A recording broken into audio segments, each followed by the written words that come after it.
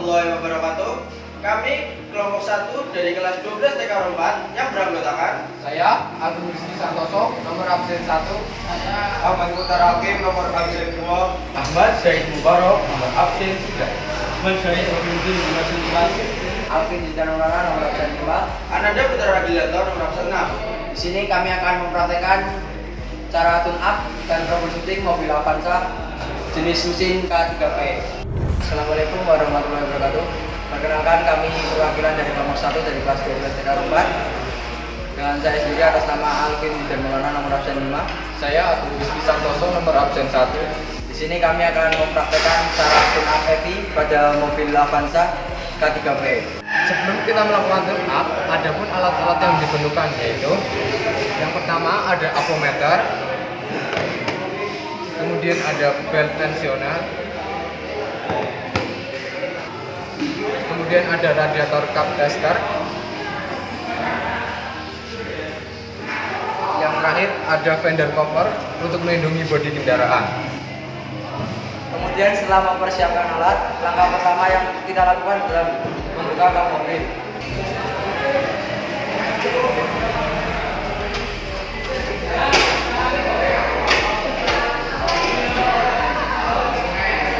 Setelah membuka kap mobil, kemudian kita memasang fender cover.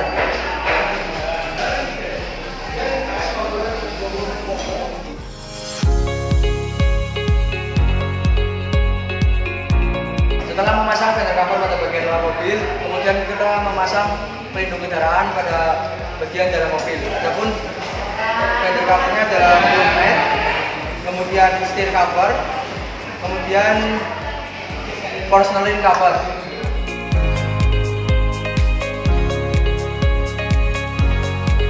Setelah kita memasang fender cover, langkah selanjutnya adalah kita men-starter mobil. Apakah ada keluhan atau tidak? Didapati indikator lem tidak menyala. Coba kita nyalakan. Kunci kontak on, tetapi mobil pada saat di starter tidak mau menyala. Setelah tadi mobil di starter ternyata tidak hidup, kemudian kita mencari permasalahannya pada buku pedoman perbaikan Daihatsu electrical wiring diagram. Kita mencari pada wiring engine control. Pada wiring diagram power source, di sini arus mengalir dari baterai, kemudian mengalir ke busi beling, kemudian membaginya ke 3 fuse dengan fuse 10A backup, 40A AM1 dan fuse 15A EV. Tadi didapati mobil bisa starter tapi tidak bisa menyala.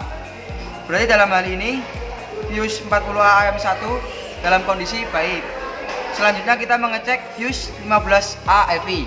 Selanjutnya kita mencari letak fuse 15A EV pada fuse block yang terdapat pada sebelah kanan engine. Kita cari fuse EV 15A EV ketiga dari fuse paling atas berwarna biru. Kita lepas menggunakan garpu pelepas fuse.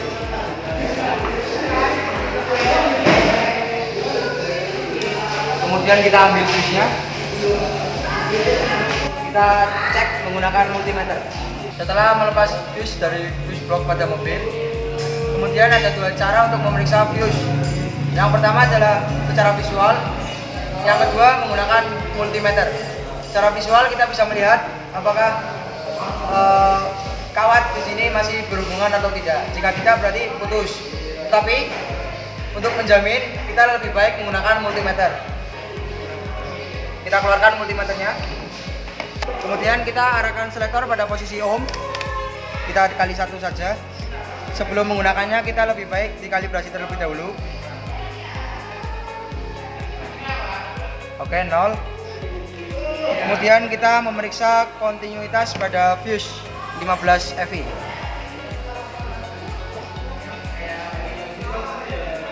Pada multimeter jarum tidak bergerak, berarti menandakan fuse tersebut sudah rusak dan perlu diganti.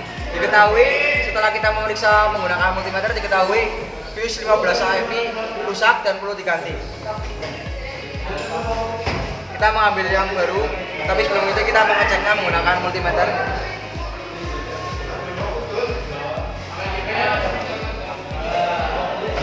Jarum bergerak, artinya terdapat kontinuitas pada bius 15 cm, menandakan bius ini dalam kondisi baik.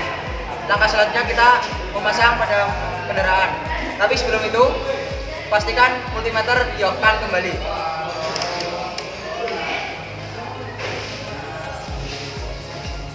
Langkah selanjutnya adalah kita menyalakan mobil. Tapi sebelum itu, kita pastikan di depan kendaraan tidak ada sesuatu yang menghalangi untuk menghindari kecelakaan kerja.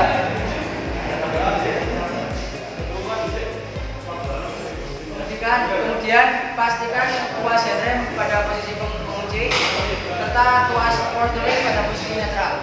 Setelah itu baru bisa kita nyalakan.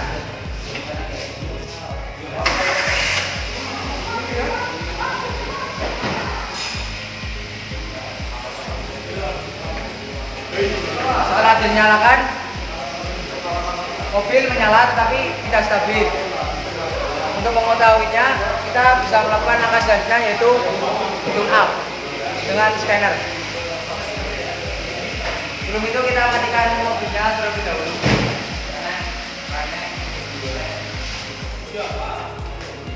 Langkah selanjutnya kita akan melaksanakan tune up pada mobil Toyota Avanza. Adapun hal-hal yang perlu dilakukan adalah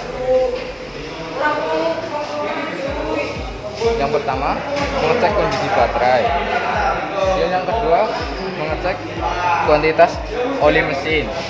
Yang ketiga, mengecek kondisi filter udara dan membersihkannya.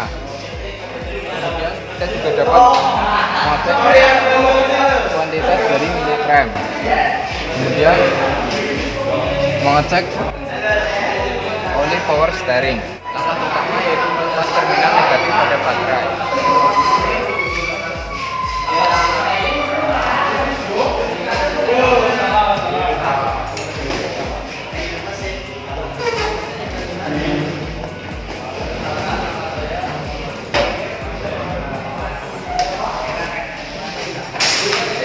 Kemudian cek kondisi baterai secara visual, apakah kontaknya menggunakan atau tidak. Bisa juga kita melihat dari indikator pada baterai tersebut, apakah masih baik atau perlu di-charge.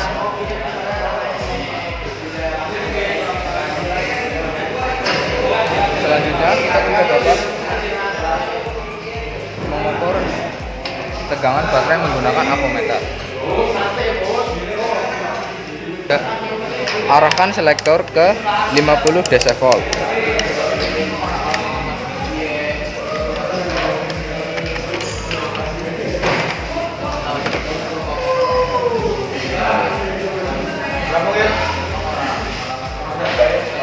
Kemudian arahkan probe negatif avometer ke negatif baterai dan probe positif avometer ke positif baterai.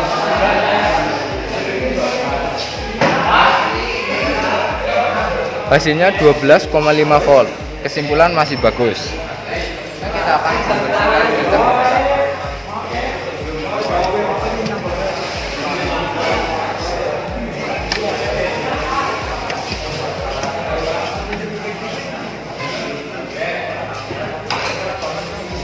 Lepas filter udara. Kemudian bersihkan menggunakan kompresor. Cara membersihkannya, semprot menggunakan kompresor dari arah dalam ke luar.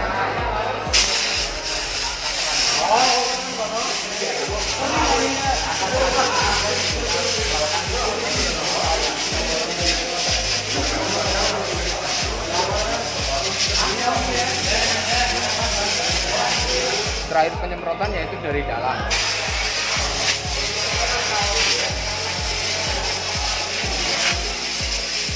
Kemudian pasang kembali filter udara dan penutupnya.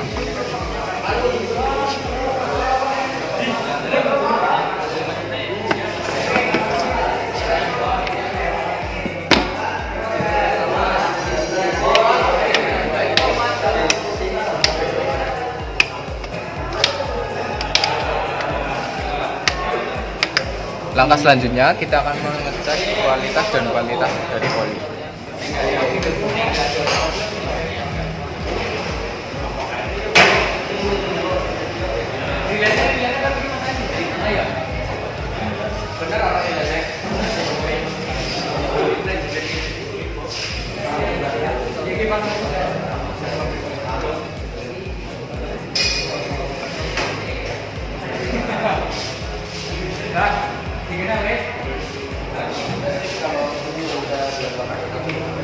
Jumlah oli masih cukup, kemudian kualitasnya.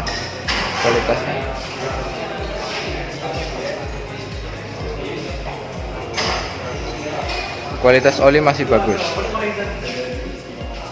Takor ya mas.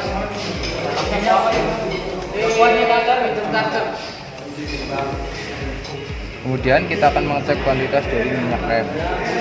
Minyak rem dalam keadaan bersih. Kemudian jumlahnya masih di garis max, masih cukup. Kemudian kita akan mengecek kuantitas dari oli power steering.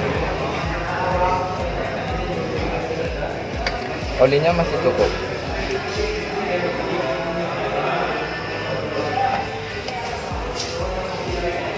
Kemudian kuantitas dari air coolant. Air coolant masih menunjukkan pada posisi full.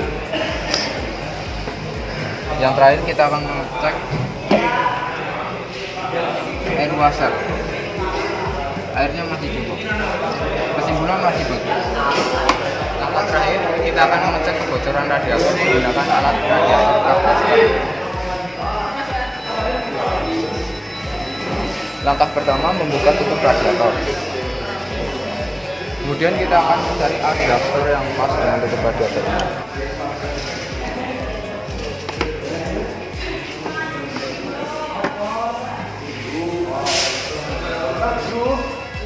Kemudian pasang adaptor ke radiator.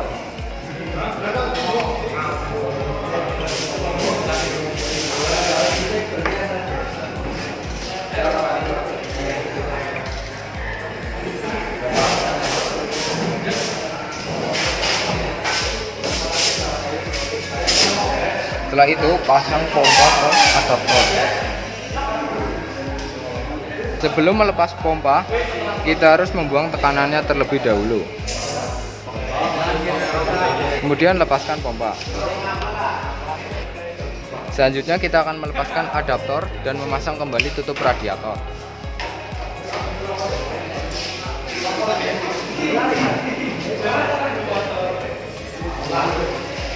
Selanjutnya setelah kita melakukan tune up, selanjutnya kita men-scan mobil menggunakan alat scanner. Adapun alatnya OBD 2 Bluetooth dan monitor yang ada aplikasi untuk men-scan-nya. Kemudian pasang OBD 2 Bluetooth pada LCD pada bagian bawah kiri setir mobil.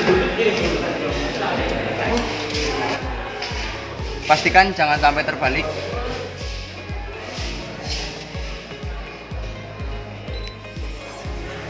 Kemudian pastikan sampai muncul lampu berwarna merah biru menandakan Bluetooth artinya itu. Kemudian kita on-kan mobil.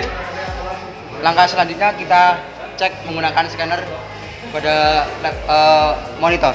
Selanjutnya setelah memasang OBD 2 pada mobil, kita membaca diagnosis permasalahan pada scanner. Kita buka aplikasi scannernya. Kita tunggu. Kita pilih untuk jenis mobil ASEAN. Kita pilih Toyota. Kita pilih klik confirm. Kita pilih 16 pin DLC. Kita tunggu hingga 100%. Kemudian setelah 100% kita pilih manual select. Klik OK. Kita pilih jenis mobilnya Avanza. Kita pilih yang 2008.08. Kita pilih yang other. Kita tunggu. Klik OK. Kita klik health report.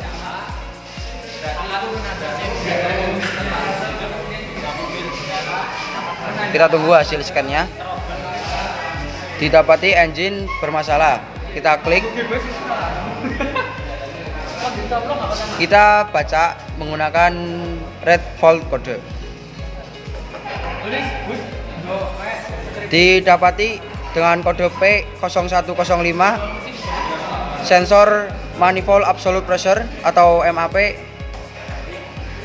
tidak terdapat diagnosis dan perlu diperbaiki. Kemudian selanjutnya kita ke mobil. Setelah diketahui permasalahannya yaitu sensor MAP, kita cari tahu. Setelah ditelusuri ternyata sensor MAP-nya soketnya lepas. Kemudian kita pasang kembali sampai bunyi klik. Selanjutnya kita kembali ke alat scanner. Kemudian kita klik clear fault memory dan hasilnya no DCC atau tidak ada permasalahan. Sebelum itu, untuk memastikan kita kembali, kita klik lagi read fault code. Hasilnya no DCC. Selanjutnya kita end session. Confirm.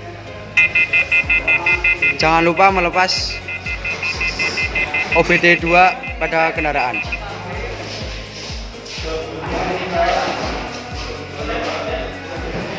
Pastikan di depan kendaraan tidak ada orang atau tidak ada yang menghalangi. Setelah itu baru kita nyalakan.